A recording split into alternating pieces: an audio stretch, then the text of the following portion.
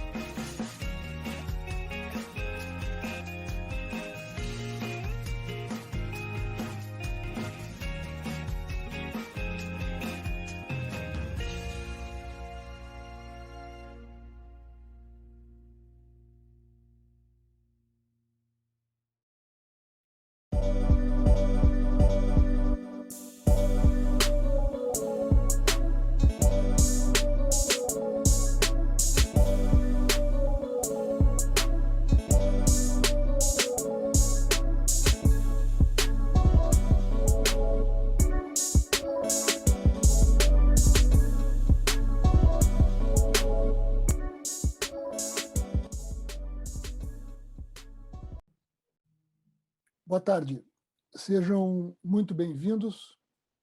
Eu sou Alberto Repoldo Filho, coordenador do Centro de Estudos Olímpicos e Paralímpicos da Universidade Federal do Rio Grande do Sul, no Brasil, e farei a mediação dessa nossa live de agora à tarde.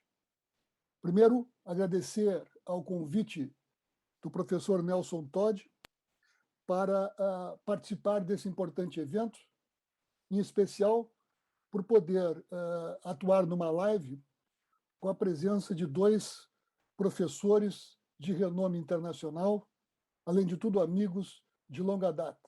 Uma grande satisfação e me sinto muito honrado de poder coordenar essa atividade.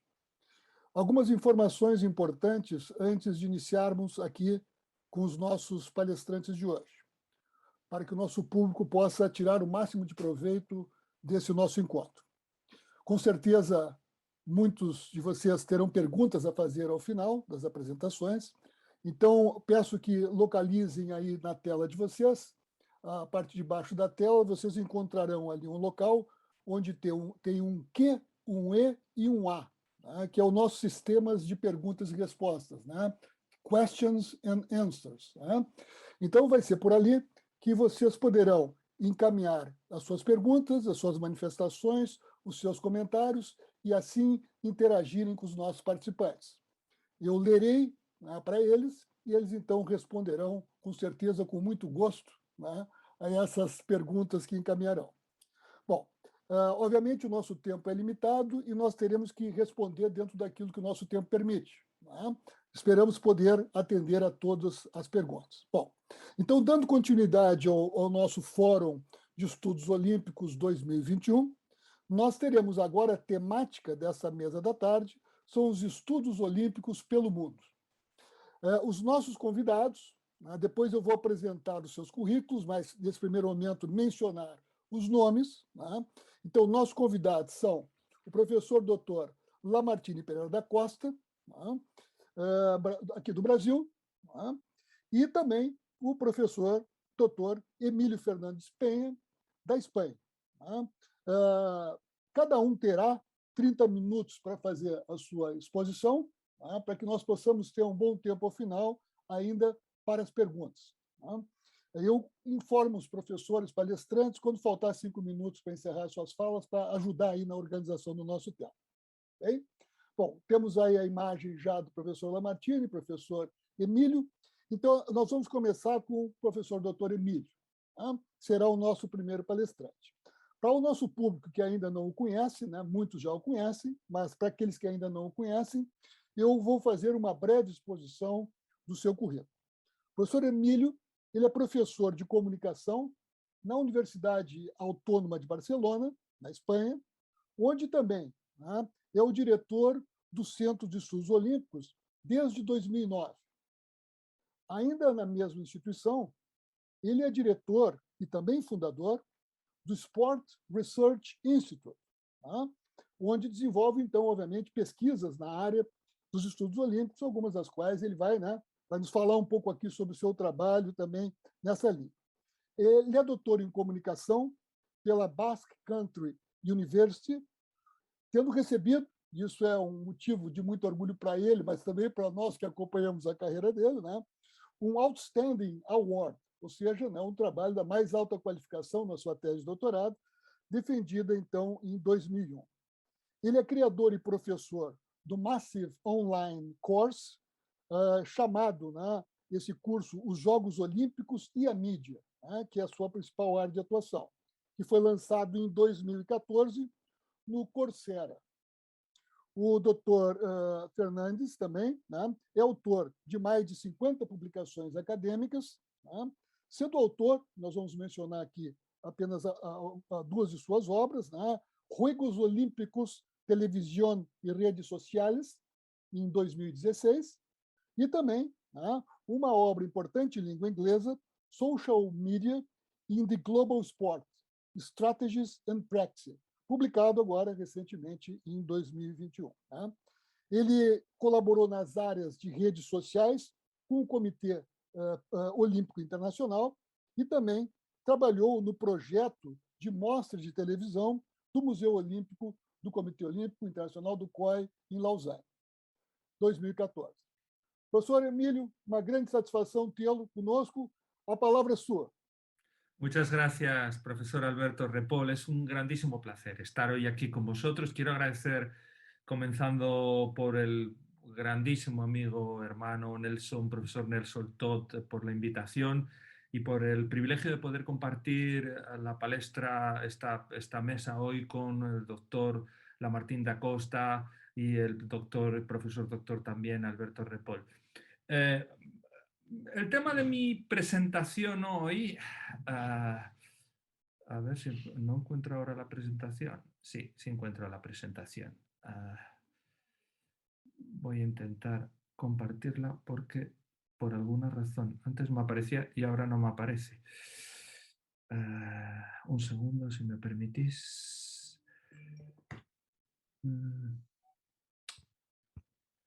A ver, el tema de la presentación es...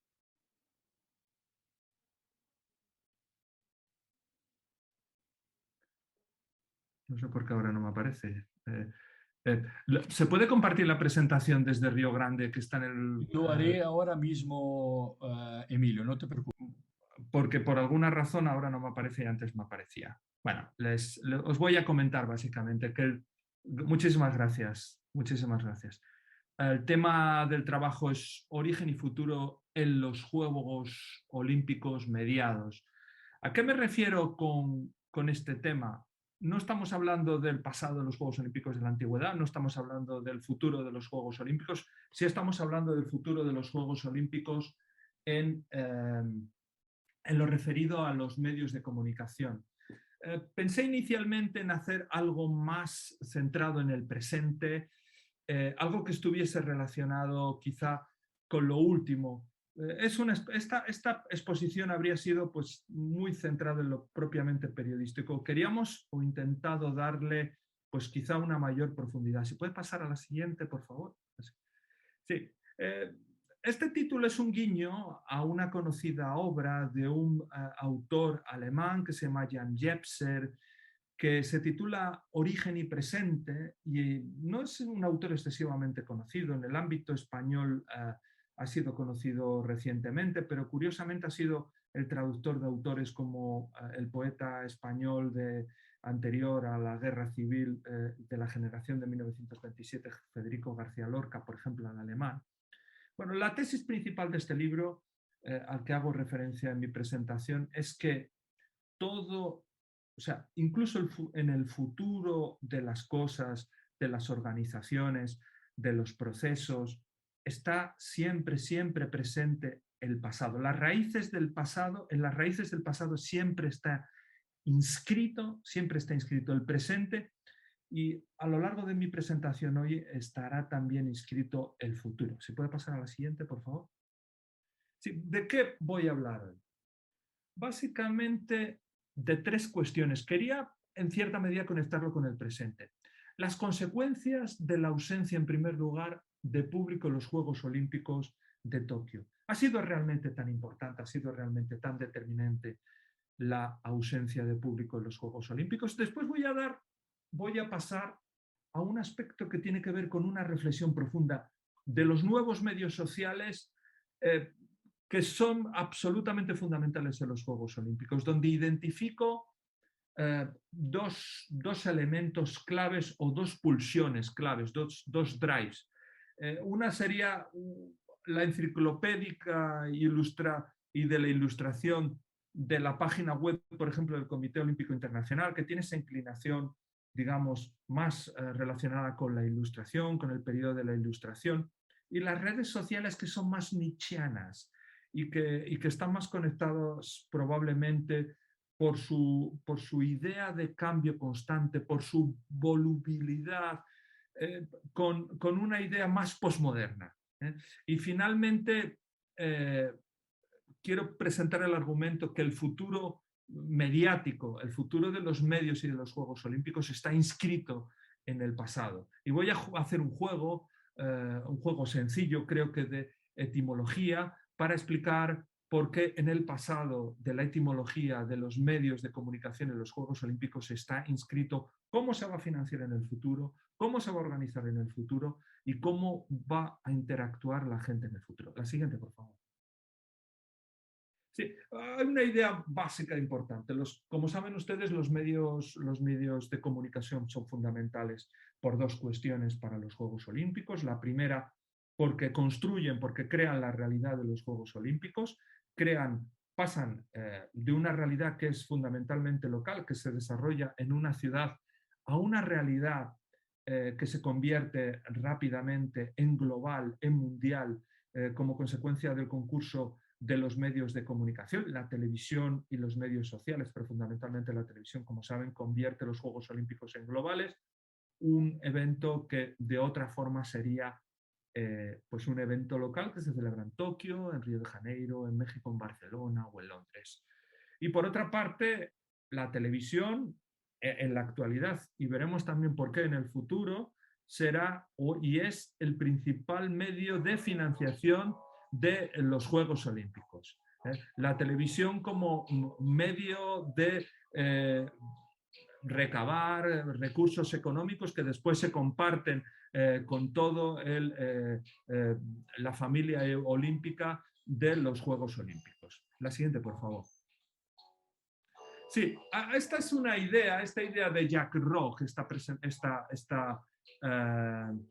afirmación de Jack Rock, nos sitúa muy bien y nos da una respuesta con respecto a qué va a ocurrir o por qué, desde mi punto de vista, no fue tan importante que los Juegos Olímpicos no tuviesen espectadores en los Juegos Olímpicos de Río. Había dos opciones, básicamente. Yo este fin de semana me he encontrado con varios miembros del Executive Board del Comité Olímpico Internacional, con el responsable de Olympic Broadcasting Services, Yanis Sarkos, y con varios vicepresidentes, y la opción posible era o no organizar los Juegos Olímpicos, lo cual hubiese sido un desastre desde el punto de vista de la institución de los Juegos Olímpicos y desde el punto de vista económico también, porque se habrían perdido los recursos. El país organizador, en este caso Japón y Tokio, habría perdido los recursos procedentes fundamentalmente de la televisión, o organizarlo sin público. Bien, Jack Rock, el anterior presidente del Comité Olímpico Internacional, identificó muy bien que lo importante en los Juegos Olímpicos es que los Juegos Olímpicos son globalizados gracias a la televisión. Veremos después en las siguientes diapositivas, se puede pasar la siguiente diapositiva, y que por tanto vemos cómo los recursos que entran en la familia olímpica, 45% de la sponsorización, 47% de los derechos audiovisuales, solo 5% viene del ticketing. Por tanto, desde el punto de vista económico, los ingresos procedentes de las entradas que la gente paga para acudir a los estadios es un porcentaje pues, mínimo del 5%. Y vemos como el 95% exactamente de los ingresos de la familia olímpica vienen de la comunicación, de la televisión principalmente y de la sponsorización. Pero la sponsorización está muy ligada o íntimamente ligada a la importancia de los medios de comunicación o la creación de la realidad por parte de las televisiones internacionales. Sin televisiones, sin una realidad de los Juegos Olímpicos por parte de las televisiones, no tendríamos programas tan potentes de sponsorización nacionales e internacionales, Top Sponsors Program. Por tanto, desde el punto de vista económico, tampoco es importante que no haya público.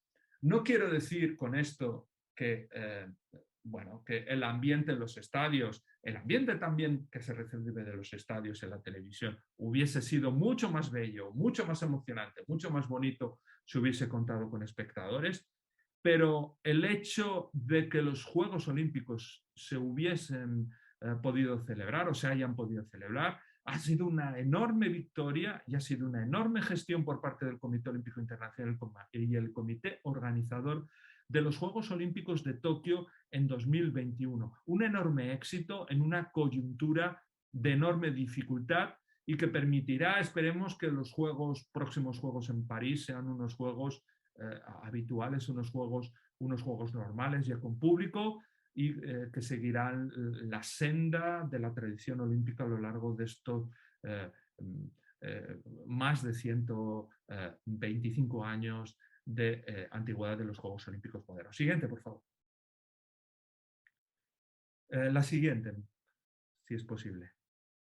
Bien, quisiera hablar ahora de un concepto clave, que es el concepto de sistema y que está presente en la gestión de las redes sociales olímpicas, pero también de cualquier red social. La idea de sistema es una idea de interconexión, es una idea de interdependencia, de interrelación entre diferentes actores, entre diferentes presencias, por ejemplo, del Comité Olímpico Internacional, del Canal Olímpico, del comité organizador, de los deportistas.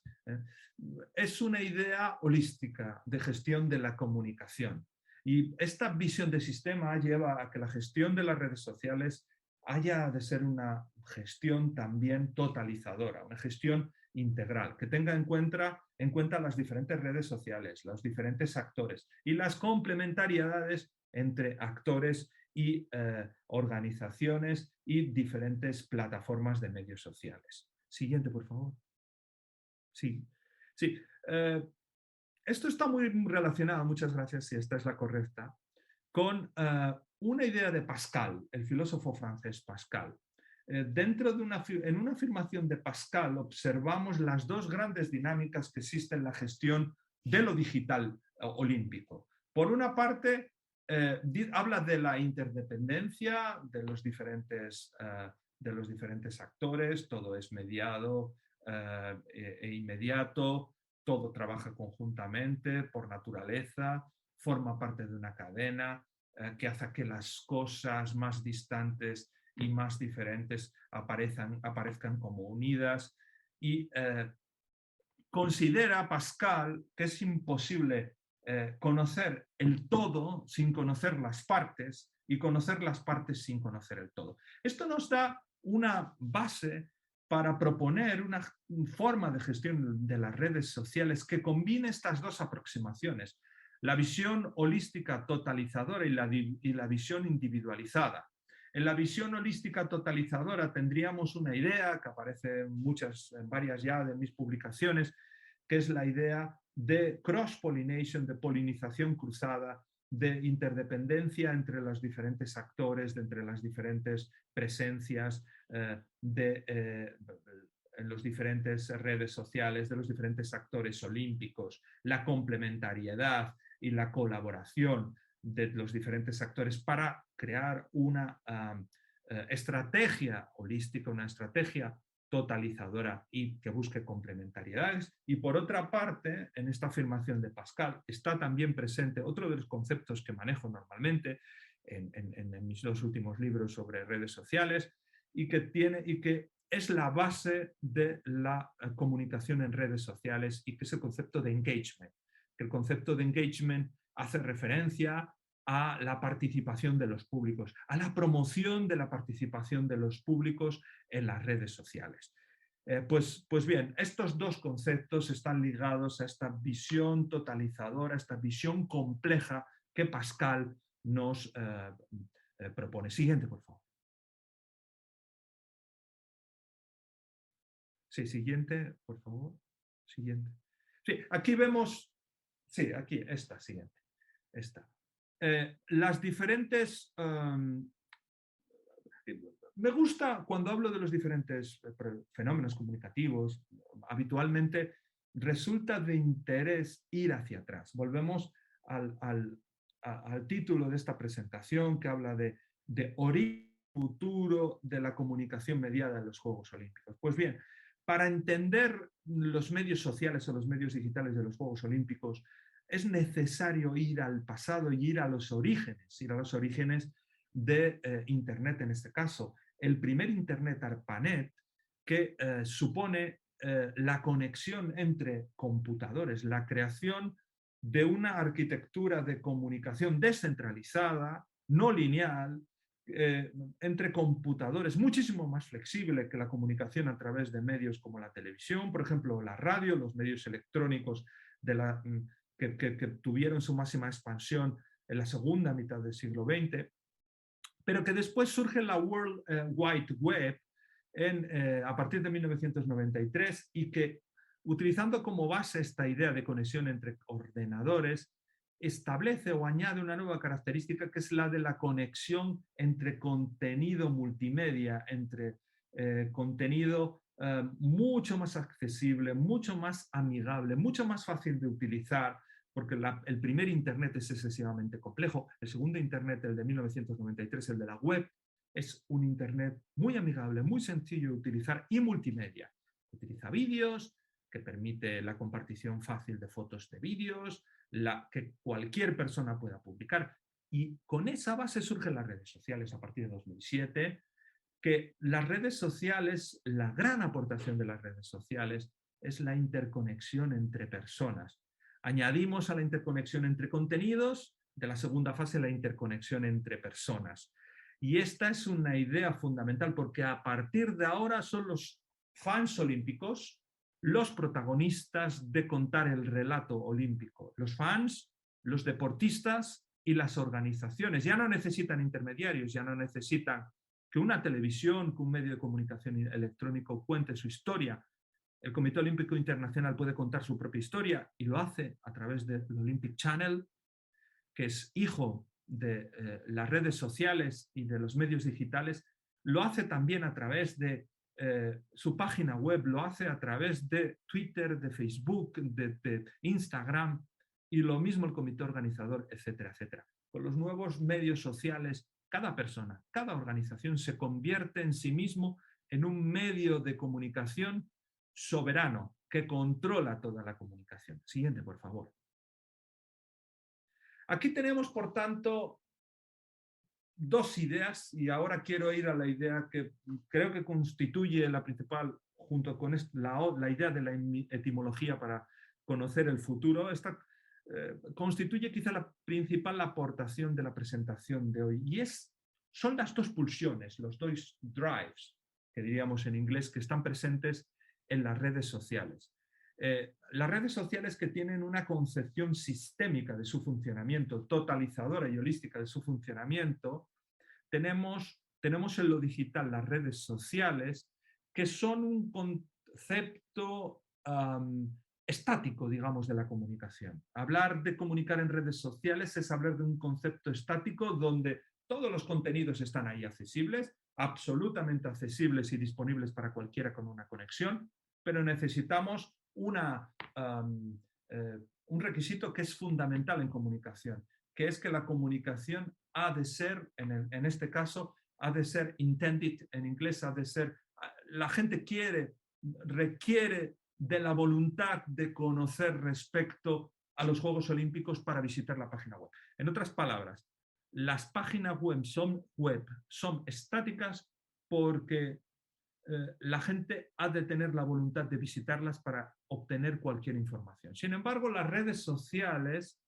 tienen una visión más dinámica, muchísimo más dinámica. Por eso hablamos de las redes sociales como una fiesta, porque la gente sí va a las redes sociales. No va a las redes sociales en busca de contenidos, va a las redes sociales en busca de contenidos creados o compartidos por sus amigas y amigos, y esto es diferente. Por tanto, la comunicación en las redes sociales es una comunicación muchísimo más dinámica, que se parece a una fiesta. Y en el ADN del movimiento olímpico y el deporte está esta idea de fiesta, de celebración. Por tanto, las redes sociales funcionan perfectamente porque comparten el mismo código genético que los Juegos Olímpicos.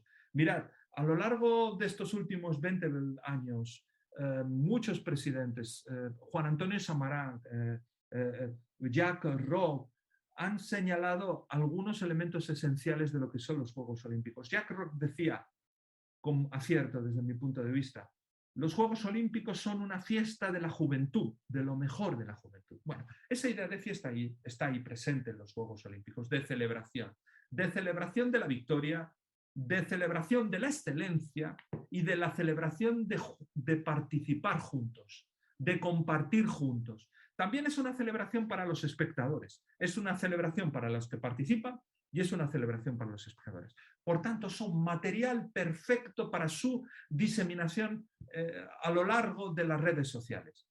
El material de los Juegos Olímpicos y el material del deporte en general es un material que comparte el mismo código genético que las redes sociales y que por tanto funciona muy bien en las redes sociales. Bien, una estrategia adecuada de redes sociales ha de combinar pues esta visión estática de la red social de la web, que nadie visita a no ser que tenga especial interés, y esta visión dinámica de las redes sociales. Las redes sociales pueden ayudar, pueden coadyuvar a hacer más dinámico el contenido de la web que está ahí disponible. Un contenido que, por ejemplo, en el caso del Comité Olímpico Internacional y de los comités organizadores, pero sobre todo del Comité Olímpico Internacional, es un contenido de una extraordinaria riqueza, es un contenido de un extraordinario valor. Bueno, pues las redes sociales, desde un punto de vista de gestión de la comunicación, pueden ayudar a hacer más dinámica este contenido de enorme valor que tenemos en las redes sociales. Pasamos a la siguiente. Sí, junto a este primer acercamiento, que es un acercamiento a la web y es un acercamiento a las redes sociales que tiene que ver con elementos puramente comunicacionales, me gustaría hacer una reflexión respecto también al ADN, al código genético de la web. La web está emparentada con esta idea enciclopedista de la ilustración, del enlightenment en inglés. En portugués quizás se diga, no estoy seguro si se dice ilustración o parecido al enlightenment, la ilustración del finales del siglo XVIII y, perdón, finales del siglo XVIII exactamente, y que tiene una conexión muy clara con la modernidad, con el concepto de modernidad. Modernidad e ilustración son dos conceptos que van intrínsecamente unidos. Pues la página web tiene ese código genético de la ilustración, porque es un concepto enciclopédico. Los contenidos están ahí disponibles. ¿Tú quieres saber todo sobre los Juegos Olímpicos? Lo tienes en la web del Comité Olímpico Internacional, lo tienes en la web del Centro de Estudios Olímpicos de Lausanne, lo tienes en la web del Centro de Estudios Olímpicos de la Universidad Autónoma de Barcelona, lo tienes en la web del Grupo de Estudios de Pesquisa de Estudios Olímpicos de la Universidad Católica de Río Grande do Sul. Todo está disponible en la web. La idea de web es una idea, como digo, enciclopédica, que conecta con la ilustración, que promueve el dominio de la razón y de la ciencia como elemento de progreso. Bien, pues las redes sociales, que son una fiesta, desde este punto de vista de análisis intelectual, si la web es moderna, las redes sociales son posmodernas, son más nietzscheanas, están con el pensamiento de Nietzsche, son individualistas, tienen una visión individualista. Cada uno de nosotros, cada una de nosotras, tenemos un perfil y podemos erigirnos en protagonistas de la comunicación. Son al mismo tiempo fruto de una idea de flujo constante, de cambio constante, de publicación constante. Son, por tanto, una idea posmoderna y una idea nietzscheana que conecta con el pensamiento de Nietzsche. Friedrich Nietzsche, el filósofo alemán Friedrich Nietzsche, es un adelantado en sus ideas, en muchas de sus ideas, de lo que a partir de los años 80, finales de los años 70, se llama posmodernidad.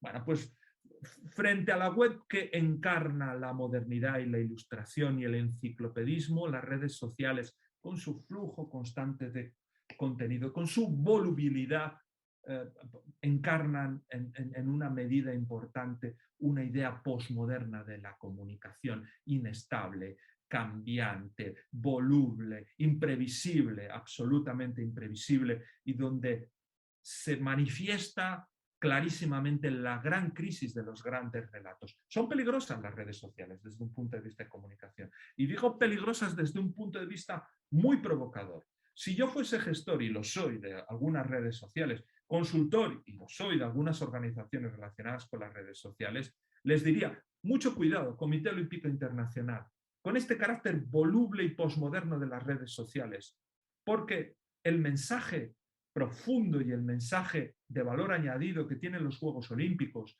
y que encarnan el gran valor añadido que lo diferencia de otras organizaciones deportivas como los campeonatos del mundo de fútbol, por ejemplo, o la NBA, está en su conexión con el ser, en la profundidad de su pensamiento, en sus valores olímpicos y en su conexión con el pasado. Está en sus ritos y en sus símbolos. Vale, pues cuidado, las redes sociales han de utilizarse para emitir mensajes que lleven a la gente a contenidos de profundidad. Pero ojo, muchísimo cuidado, porque las redes sociales en su ADN son medios o formas de comunicación o plataformas de comunicación que no van en consonancia con la necesaria profundización. Y por tanto son un elemento muy delicado que se ha de manejar con muchísimo cuidado para mantener el valor añadido y los elementos diferenciales de comunicación de la familia olímpica. Siguiente, por favor. Bien, aquí también otra de las cuestiones, ¿qué va a pasar? Mirad, en uno de los másters en los que participo, un máster del que formo parte como socio con uno de los conferenciantes de esta mañana, con el profesor Stefan Wasson, que es el Master on Olympics Studies, uno de los alumnos este mes de septiembre me preguntaba, puesto que la televisión para los jóvenes, Emilio, está en crisis, ¿cuál será el futuro de la financiación de los Juegos Olímpicos? Como veíais, la financiación de los Juegos Olímpicos descansa en gran medida, en un 95% prácticamente del concurso de los medios de comunicación. Directamente un 47% de la televisión, pero indirectamente un 90% realmente de los medios. ¿Cuál será el futuro cuando los jóvenes ya no ven tanto la televisión? El viejo aparato de televisión que teníamos en todos los hogares y que se hizo ubicuo en todas las sociedades occidentales a partir de los años 60, de los años 70. ¿Qué va a pasar? Bueno, pues pensando, yo me di cuenta que la idea del futuro podría estar presente en el pasado. Y consulté a Heidegger. Que es, como sabéis, es el filósofo alemán, importante filósofo alemán de la primera mitad, aunque fallece en los años 70 de este siglo pasado. Su obra culmen se publica en los años 20, que se llama Ser y Tiempo, pero Heidegger profundiza mucho sobre la etimología y encuentra significados en la etimología de las palabras. Decía Heidegger que al analizar el lenguaje es como hacer arqueología sobre el pensamiento y la cosmovisión de la gente cuando la palabra se creó, cuando la palabra se fundó. O sea, profundizar en el lenguaje es hacer historia. Y más profundamente, dice Heidegger, la casa del ser es el lenguaje. Es decir, lo profundo, la esencia de las cosas, las cuestiones importantes, realmente importantes, están en la etimología, en el lenguaje.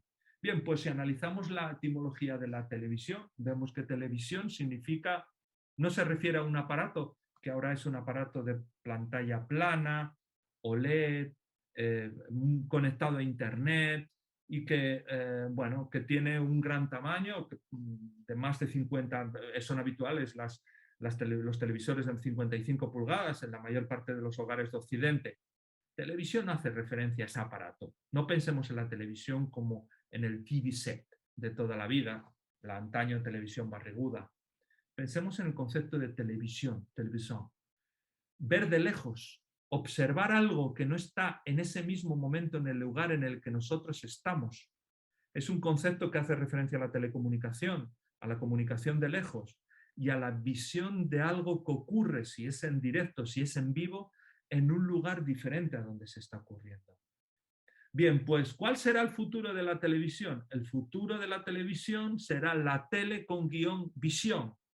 Será la televisión en otro tipo de aparatos. Será la televisión en una pantalla flexible. Será la televisión de móvil que se podrá plegar.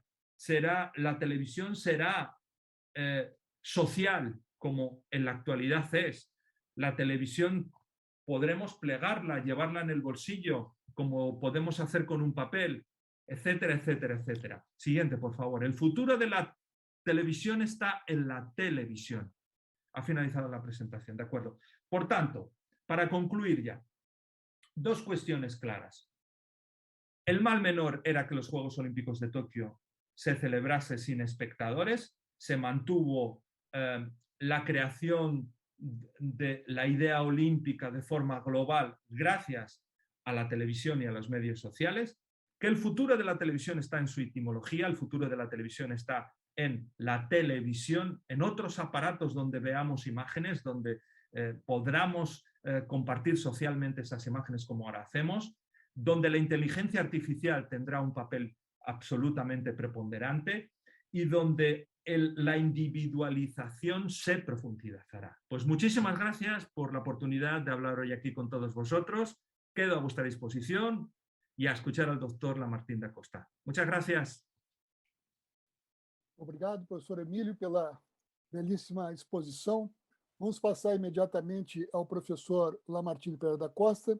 Eu vou rapidamente apresentá-lo. O professor Lamartine tem uma longa história, né, nos Estudos Olímpicos, então vou procurar sintetizar, professor Lamartine, só os principais momentos, ou alguns desses momentos, né, para que o nosso público aí que nos acompanha e que não lhe conhece possa ter uma ideia. Então, vamos lá, professor. Melhor. Mais tempo para o senhor falar, professor. Bom, então vamos lá. Professor Lamartine, né, é doutor honoris causa aí pela Pontifícia Universidade Católica do Rio Grande do Sul, né, e atualmente é professor colaborador da Universidade Estadual do Rio de Janeiro no programa de pós-graduação em Ciências do Esporte. Em suas funções anteriores, né, ele foi membro do Conselho de Pesquisa do Comitê Olímpico Internacional, em Lausanne, na Suíça, no período de 2001 a 2007. Também, né, foi membro da Agência Mundial Antidoping, né, da WADA, de 2001 a 2006, e professor visitante de muitas instituições, né, estrangeiras, a Universidade Técnica de Lisboa, né, a Universidade do Porto, em Portugal, a Academia Olímpica Internacional, na Grécia, a Universidade Autônoma de Barcelona, na Espanha, né, e também professor visitante da University of East London, né, em Londres, na Inglaterra. Então, uma longa contribuição, né, professor Lamartine, por muitas universidades, muitos trabalhos, né? E, bom, e também foi presidente, né, para o nosso orgulho de todos, presidente da Academia Olímpica Brasileira. Né? Bom, professor Lamartine, a palavra é sua. Obrigado mais uma vez por participar do evento.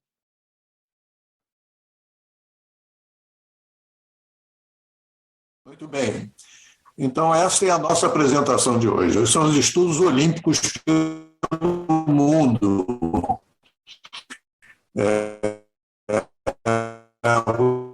Os slides estão em espanhol para facilitar a comunicação com nossos irmãos da América Latina, mas a conversa será realmente. É um assunto bastante interessante porque envolve tanto aqueles que já vivem alguns anos envolvidos com os estudos olímpicos, como os que estão chegando agora, que é o caso de muitos participantes desse evento.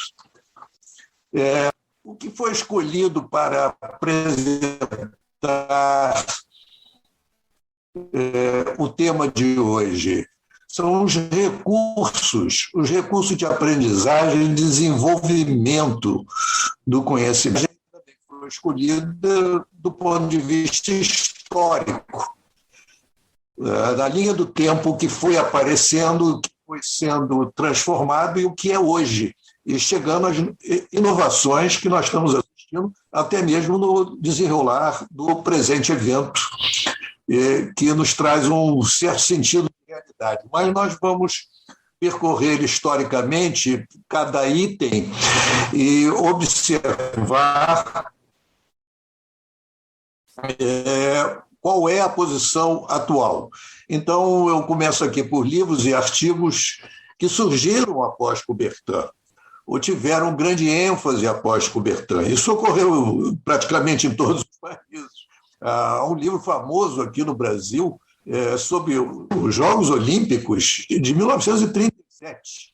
Como também pela América Latina eram correntes vários artigos, várias publicações, revistas de educação física falavam muito no assunto olímpico. Era um tema recorrente na área desportiva e que permanece até hoje. E nós vamos adiante ver qual é a situação atual. Houve uma mudança nesse sentido do conhecimento com o aparecimento da Academia Olímpica Internacional em 1961.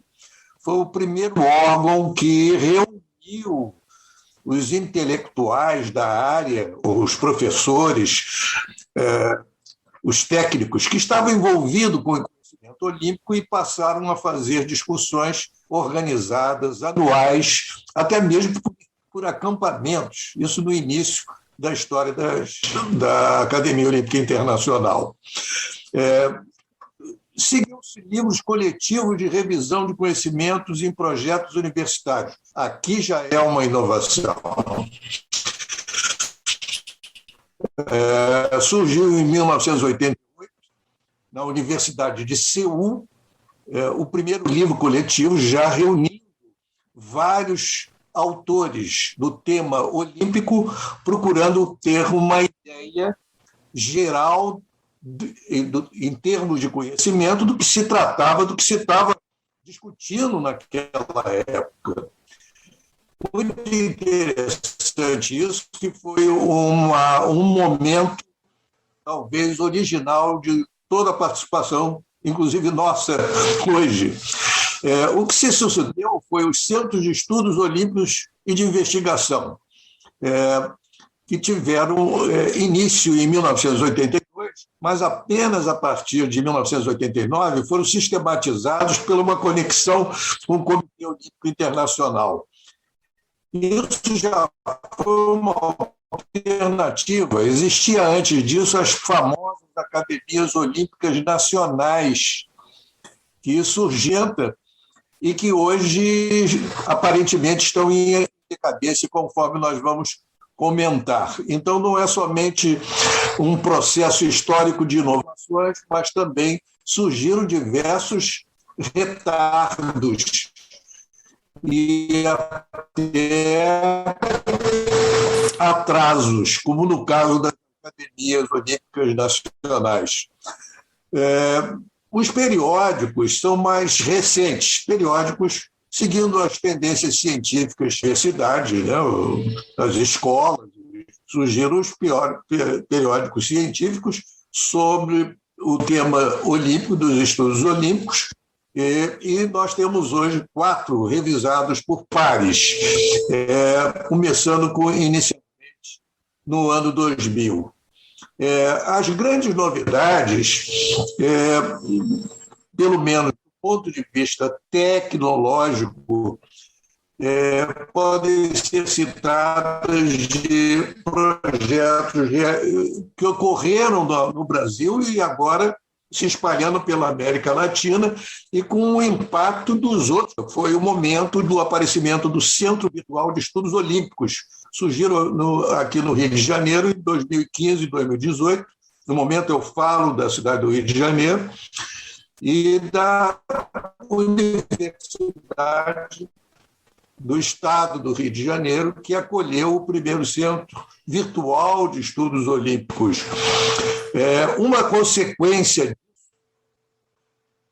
foi a criação do Museu do Esporte, que foi iniciado em 2019 e está tendo um grande crescimento e até já associado com os estudos olímpicos no Brasil e no exterior.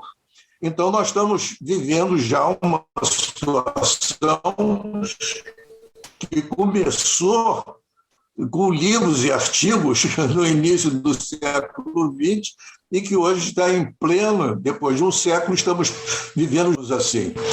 Tecnologia avançada, tecnologia digital. A última novidade é a parceria entre o Comitê Brasileiro Pierre de Coubertin e centros de estudos olímpicos de diferentes países, começando no ano 2000, mas que hoje estão em plena ascensão e tendo muito sucesso, porque também assumiram parceria com o Centro Virtual, transformou-se numa grande plataforma virtual e que nós estamos, que ainda não tinha ocorrido no sentido mais amplo dos estudos olímpicos. O tal surgimento dos stakeholders, que é uma teoria muito interessante do que ocorre em várias iniciativas atuais, tecnológicas, e que os stakeholders assumem uma determinada participação e até mesmo controle de determinados projetos. Provavelmente isso é uma tendência crescente, isso não há dúvida, e que poderá ter grande influência também na criação dos estudos olímpicos, ou na recriação, ou no desenvolvimento dos estudos olímpicos adiante. Começando com os livros e artigos, qual é a situação de hoje? As inovações de 2021 têm surgido muito o Olympic World Library, que é muito ligado institucionalmente ao The Olympic Study Center de Los Angeles, do Comitê Olímpico Internacional, e que hoje é, de fato, uma organização de grande envolvimento com o conhecimento. Ela retrata o conhecimento da área que nós estamos estudando. Nós temos alguns números do World Library que já demonstram o seu potencial, mas provavelmente essa área de livros e artigos continuará dentro dessa tradição já vinda do início do século XX e que agora se organiza grandes acervos e acervos eletrônicos, que é o caso do Olympic World Library. Quanto à Academia Olímpica Internacional, coincidentemente, há 2 meses atrás, e alguns dias atrás também, 17 de outubro, por exemplo, o presidente do Comitê Olímpico Internacional, Thomas Bach, fez uma declaração sobre a atualização da Academia Olímpica Internacional. Ou seja, a velha tradição que vinha dos anos de 1961 e que transformou esse instrumento de conhecimento no mais famoso dos estudos olímpicos durante muitos anos, finalmente estava se transformando. E entrou numa associação íntima com o Comitê Olímpico Internacional. É a grande novidade da área que nós estamos discutindo. Inclusive, institucionalmente, a Academia Olímpica Internacional está sediada na Grécia, mas já foi anunciado oficialmente pelo Comitê Olímpico Internacional que ela está agora, vai funcionar vinculada ao Centro de Estudos Olímpicos e Patrimônio de Lausanne, que é um órgão do Comitê Olímpico Internacional. Os investimentos nessa nova academia foram muito grandes e nós esperamos grande inovação, além do que tem acontecido na América Latina, por iniciativa do Grupo de Estudos Olímpicos da PUC do Rio Grande do Sul e do Comitê Brasileiro Pierre de Coubertin. Já os centros acadêmicos, em 89, posteriormente, eles se vincularam a Lausanne. Nós temos aqui um quadro que já apresenta dados de abril desse ano, que mostra a evolução desses centros, desses grupos de pesquisa em universidades espalhados pelo mundo. No Canadá, na América Latina, nós temos 20, que é o continente que apresenta o maior crescimento e o maior número desses centros de estudos e pesquisas, 17 na Europa, que historicamente sempre esteve à frente de todos esses estudos, um na África do Sul, o Israel no Oriente Médio, e 9 na Ásia, e um na Nova Zelândia. Necessariamente não se pode dizer que todos os estudos e pesquisas são realizados por esses centros. São apenas os 50 vinculados formalmente ao Comitê Olímpico Internacional, ao Olympic Study Center. Alguma coisa deverá mudar nesse panorama com a chegada da Academia Olímpica Internacional da Grécia, que agora fará parte desse complexo. Hoje mesmo, na palestra de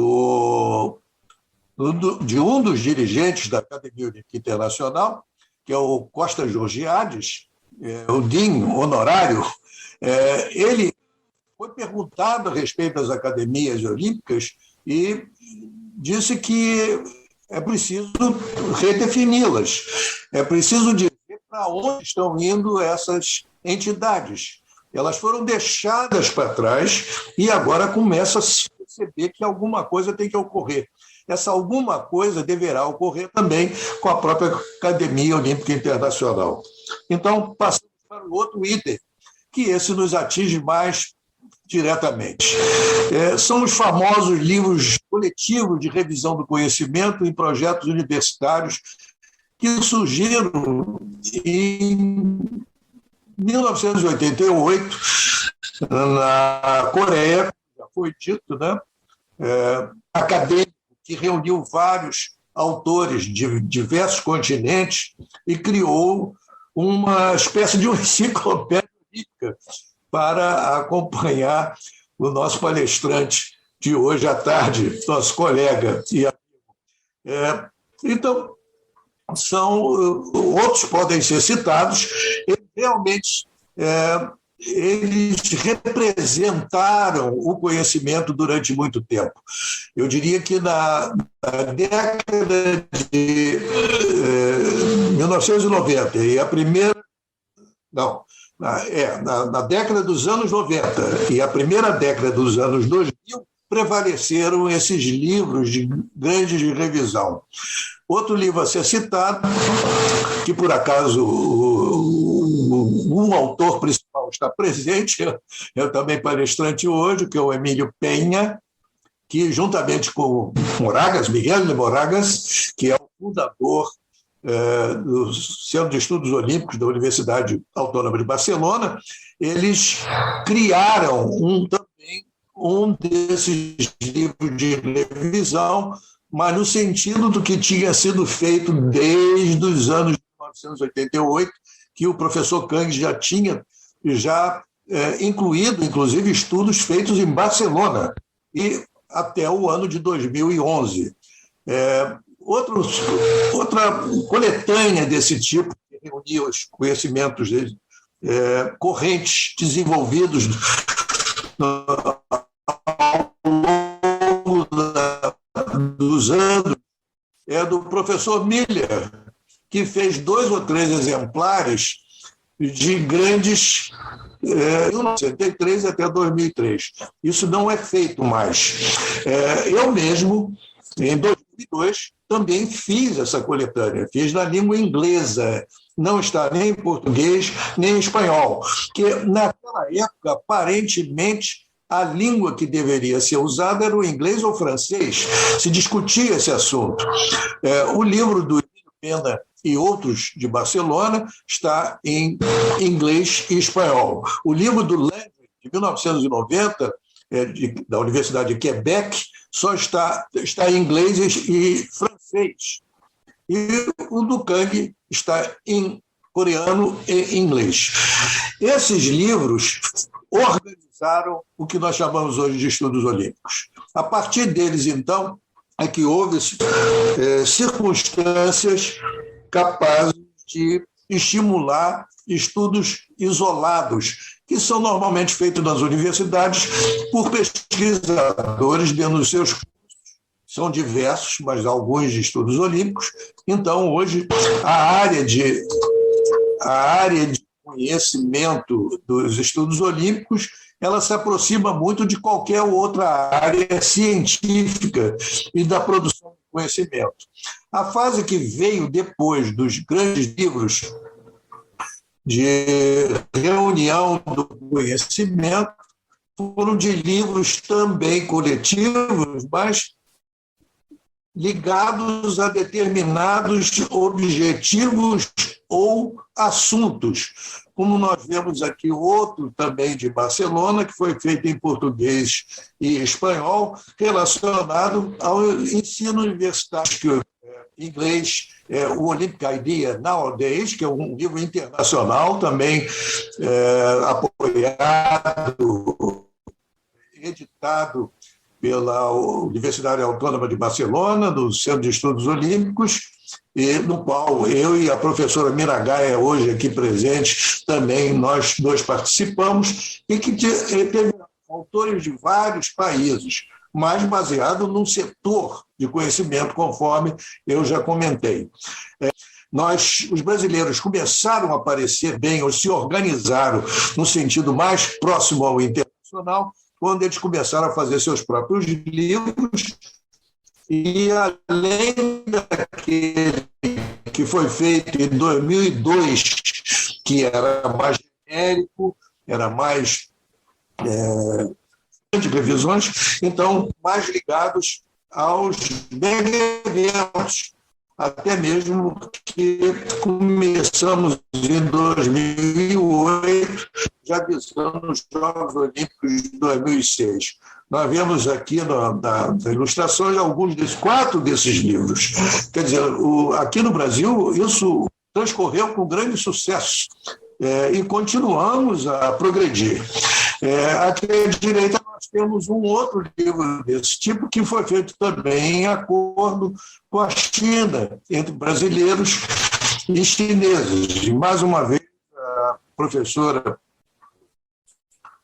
Ana Miragai e eu participamos dessas associações com os chineses. Esses livros representaram muito que a UAB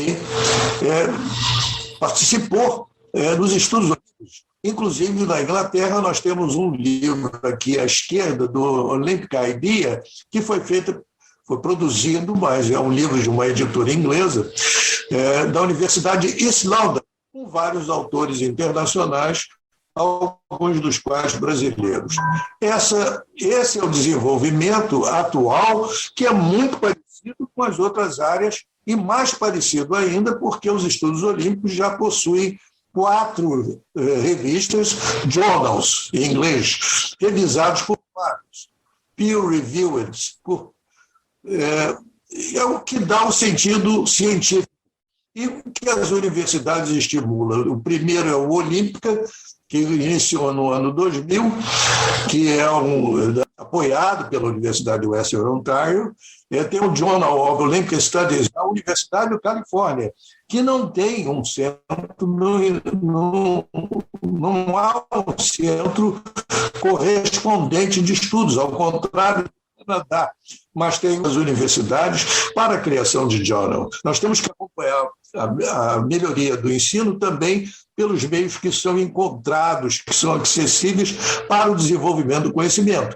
O caso do journal é típico.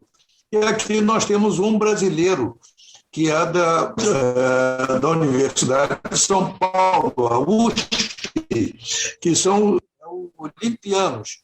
É um livro em português, mas tem sido apresentado. O Diágoras é a novidade, juntamente com o Olimpiano. O Diágoras já é um conjunto de universidades. Ele tem como base a Universidade de Canterbury, da Nova Zelândia, mas envolve a Universidade Autônoma de Barcelona e a Universidade de Colônia. Então, são universidades que levam à frente de Ágoras. Muito bem. Então, não há mais novidade qualquer. Nós, hoje, a partir dessas revistas, e levando em consideração os livros que são publicados, igual às outras de natureza científica, que circulam nas universidades. Então, a novidade, no caso, é a vinda da tecnologia que foi assumida inicialmente no centro de estudo, no grupo de estudos olímpicos da Universidade da UERJ, Universidade do Estado do Rio de Janeiro, que transformou o seu grupo de estudos nos livros que eu fui citado. Eles foram originados, em alguns casos, com essa Virtual Hub, essa plataforma virtual que era de captação de autores, de combinação de autores e montagem dos textos, junção desses textos. É como se fosse uma editora, mas funcionando como uma grande plataforma eletrônica. Essa plataforma não existe mais. Ela foi se diluindo ao tempo, mas deixou o sentido, a tecnologia, o conhecimento que foi então desenvolvido da UERJ, da Universidade do Estado do Rio de Janeiro, que criou o E-Museu do Esporte, que hoje é muito vinculado aos estudos olímpicos e até uma das suas fronteiras, das suas avançadas para o desenvolvimento dos estudos olímpicos e que tem acesso eletrônico. É um projeto tecnológico, de alta tecnologia, apoiado por essa universidade citada e de mais outros patrocinadores no Brasil. E que já tem uma feição muito internacional. As novidades vêm dessas combinações porque já há uma junção do Museu do Esporte com o Comitê Brasileiro Pierre de Coubertin. Já foi publicado um livro ano passado, em 2020, porque o Museu agora tem uma editora, e dentro dessa editora a prioridade tem sido dos estudos olímpicos. Então já houve esse desenvolvimento, já tem um outro sendo elaborado. Nós vemos aqui um pôster de um evento que foi organizado a partir do Comitê Brasileiro Pierre de Coubertin e também da PUC do Rio Grande do Sul, e que chamados Reflexões Olímpicas de Dignidade Humana, que foi uma montagem de vários parceiros, como nós vemos aqui embaixo. Então, o que é que se descobriu? Que é possível desenvolver o conhecimento aos países que ficaram um pouco atrás no seu desenvolvimento de pesquisas e de criação de conhecimento através do uso da tecnologia avançada e de recursos obtidos por stakeholders, partes interessadas que criam as condições para que isso ocorra. Eu gostaria as fotos de funcionamento da plataforma tecnológica que consiste o museu, que passa a ser uma fronteira do conhecimento dos estudos olímpicos e que pode transformar os estudos olímpicos no futuro. Não é que as revistas vão desaparecer, as revistas científicas dos estudos olímpicos vão desaparecer. Não é isso, elas deverão continuar, os livros deverão continuar, mas agora nós temos um outro parceiro, e esse parceiro é importante no sentido de se filiar a uma entidade que é mais específica para o desenvolvimento olímpico, mais relacionada ao Pierre. Na hora que se volta para os países mais próximos, que é o caso da América Latina, que agora está num crescimento que poderá mexer com todo o universo de gestão. Então, de gestão do conhecimento. Então, em resumo, o que é que nós estamos vendo de estudos olímpicos? Um grande avanço de conhecimento através de novas tecnologias, um grande avanço na produção desse conhecimento através de publicações coletivas e que representam e que motivam e que envolvem autores de todo o continente e de uma língua, ou de duas línguas. O museu funcionava em português, depois passou para inglês, e agora ele funciona nas 3 línguas. Isso é uma grande descoberta e que até hoje, por exemplo, e não também a Academia Olímpica Internacional. Então, nós estamos diante de avanços que estão ocorrendo na América Latina, que são baseados na tecnologia, que resolvem problemas históricos, que é do desenvolvimento do conhecimento e das barreiras linguísticas que sempre existiram para a criação rapidamente, estando no tempo. O Pierre de Coubertin olhou para a América Latina no sentido de geopolítica. Isso ele assumiu publicamente. Eu tenho um estudo a esse respeito que está publicado, vocês poderão encontrar com facilidade nos acervos. Ele está basicamente no acervo da Los Angeles 84, né? Que é aquele grande acervo eletrônico que existe nos Estados Unidos. É um trabalho que mostrou que o Coubertin foi além do simples contato. Ele quis envolver a América Latina também numa produção de conhecimentos que fossem próprios do esporte e voltados e a formação de autores que se ligassem mais ao movimento olímpico internacional.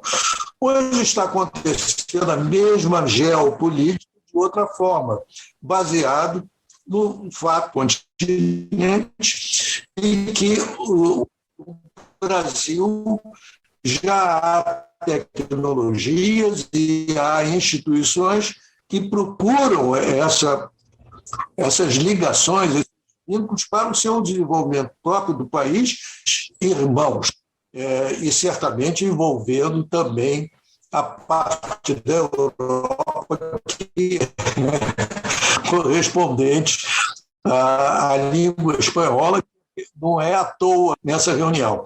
Então, o lado geopolítico sempre houve na educação, todo mundo sabe disso, ele tem suas conformações próprias, mas também é hora de nós estudar esse aspecto em prol do desenvolvimento comum, aquilo que nós acreditamos e o que as universidades do continente para um melhor desenvolvimento. Existe um outro exemplo muito parecido com esse que eu convivo diariamente, que é o RAFA. A RAFA é a Rede de Atividades Físicas das Américas, RAFA, que é ligado, originado do Stella Fisk, que é o nosso laboratório principal de atividades físicas. Eu faço parte como membro honorário. Ocorreu coisas semelhantes ao que está ocorrendo agora. O nosso exemplo é diferente. O tom que o Nelson Todd te deu é outro, e até mesmo eles não têm ainda uma visão da tecnologia que nós temos. Mas o que aconteceu ali é bom como exemplo, e nós podemos fazer comparações no futuro. Eu me apresento como voluntário para fazer isso, que eu acho que essa troca de envolvimento das universidades brasileiras e das universidades correspondentes da América Latina. Eu agradeço e me coloco à disposição para as perguntas. Muito obrigado. Obrigado, professor Lamartine, pela sua exposição. Nós vamos aqui temos pouco tempo para as perguntas, né? Vamos entrar imediatamente já nas perguntas, então. Temos aqui, então, já várias perguntas colocadas. Eu vou ler a pergunta aqui. A primeira pergunta é para o professor Emílio, né? Emílio, eu peço que tu acompanhes também aí a minha leitura, tá? Para ficar mais clara a pergunta. Bom, maestro Emílio, boa tarde.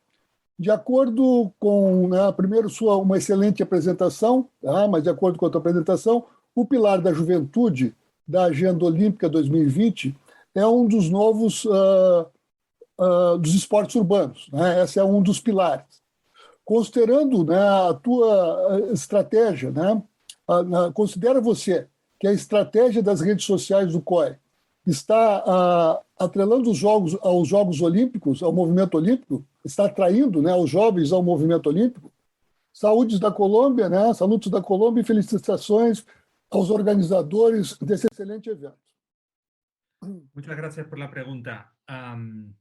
Yo creo que ha sido un éxito absoluto la incorporación de deportes urbanos y nuevos deportes como la escalada, que desde el punto de vista plástico, me refiero a las imágenes, me refiero a la visión comunicacional de la televisión, pero también desde un punto de vista de integración en las redes sociales, que es donde están los jóvenes, y de su diseminación a través de otras plataformas, como por ejemplo The Olympic Channel, permitirán conectar con los jóvenes. Es cierto, los jóvenes, ¿qué pasaba? Que los jóvenes muchos jóvenes ya no ven un partido de fútbol completo. Parece increíble, ¿eh? En España y en Brasil, por ejemplo, o en cualquier país de América del Sur donde el fútbol es el deporte rey, los jóvenes ya no soportan un partido de fútbol. Sin embargo, con los ritmos de presentación, con la plasticidad de estos nuevos deportes, su traslación a las redes sociales, pues las cosas funcionan mejor. Siendo un poco crítico, yo creo que el Comité Olímpico Internacional, crítico constructivo, debería esforzarse a través del Olympic Channel. Sé que no es fácil, sé que no resulta simple, para mezclar las imágenes impactantes que llegan muy bien al público y que han conseguido y que consiguen el engagement de los jóvenes, junto con mensajes de cierta profundidad que son los que marcan la diferencia del movimiento olímpico. El reto es integrar lo espectacular y el lenguaje de los medios, de los nuevos medios, que es superficial por definición, y los contenidos de profundidad que el movimiento olímpico nos trae. Y ese es el gran reto. Resulta difícil, lo sé, pero debe ser tomado ese reto por parte del Comité Olímpico Internacional y sus medios de comunicación de una forma más determinada, más determinante todavía. Obrigado, professor Emílio, pela resposta. A segunda pergunta, embora ela seja destinada também ao professor Emílio, eu gostaria, professor Lamartine, porque eu sei que o senhor também tem posições sobre esse assunto, tem acompanhado muito essa questão, né? Então, eu peço que também, se achar conveniente, que responda também a essa pergunta. Tá? Então, a pergunta é do Luiz Henrique Rolim, nosso colega aí da Pontifícia Universidade Católica do Rio Grande do Sul. É a seguinte pergunta. Né? Bom, primeiro, boa tarde, professor Emílio, né?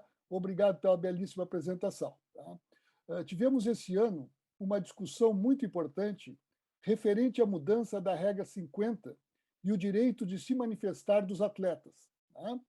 Bom, se nos Jogos o Comitê Olímpico Internacional consegue controlar, nas redes sociais isso parece ser mais complicado. E Tóquio, né, foram os Jogos com mais interações nas redes sociais.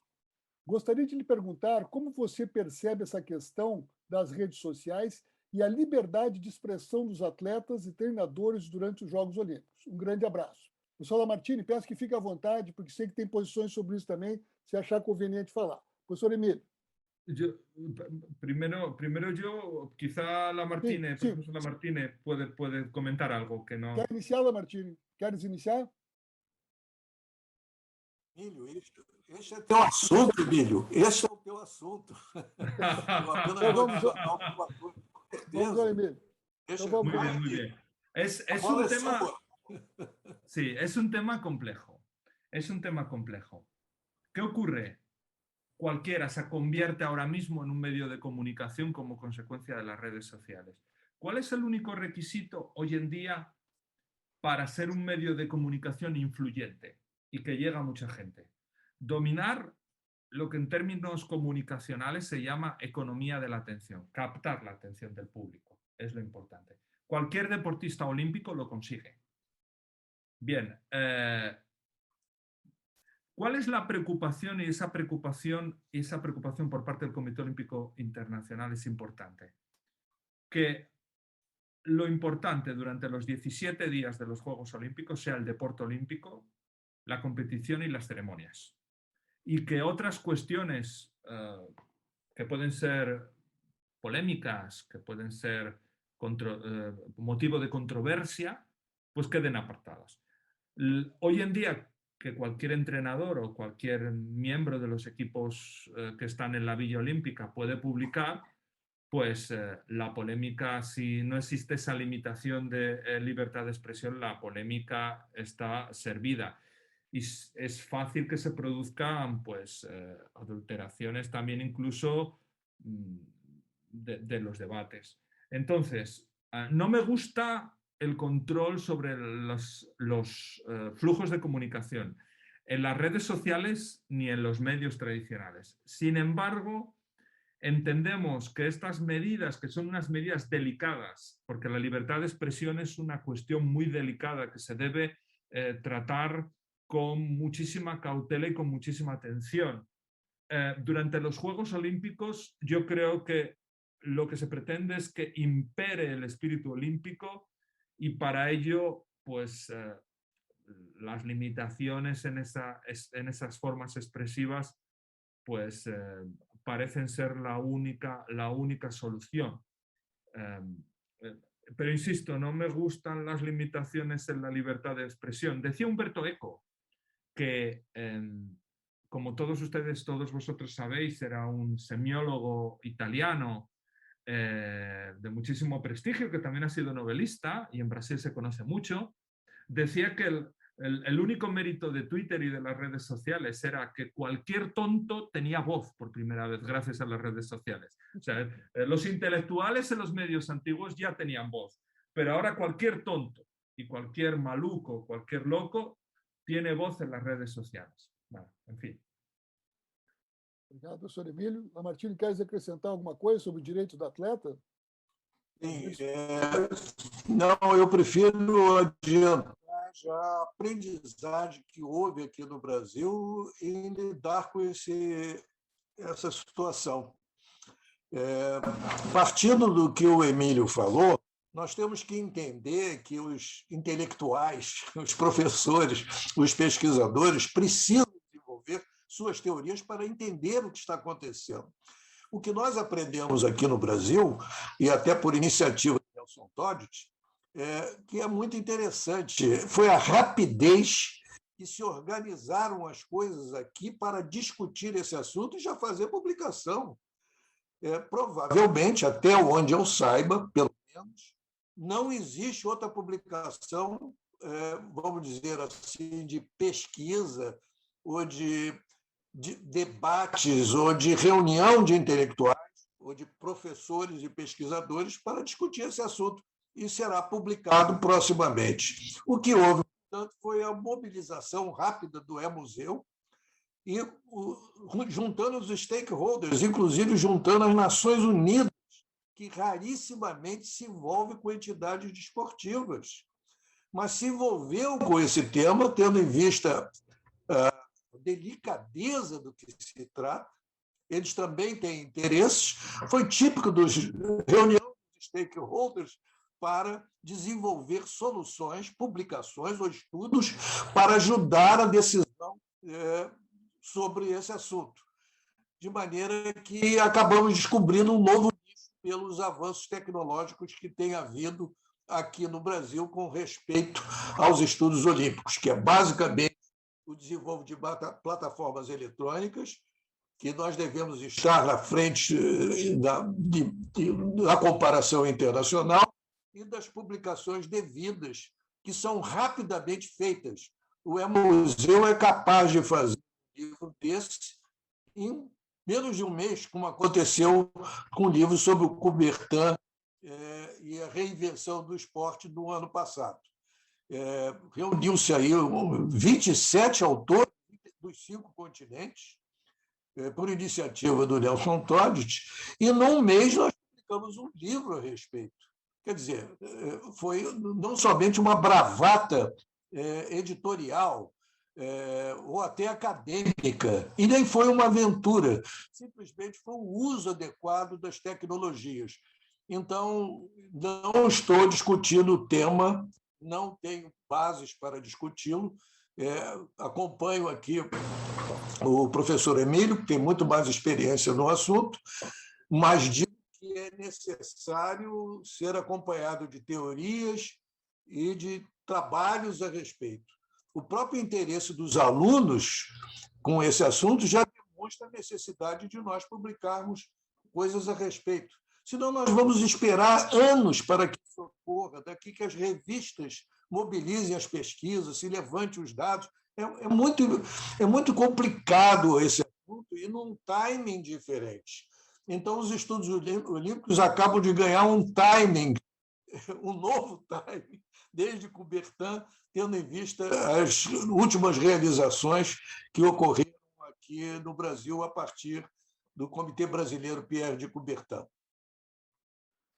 Obrigado, professor Lamartine. Nosso tempo agora está se esgotando, mas temos ainda mais uma pergunta aqui. Tá?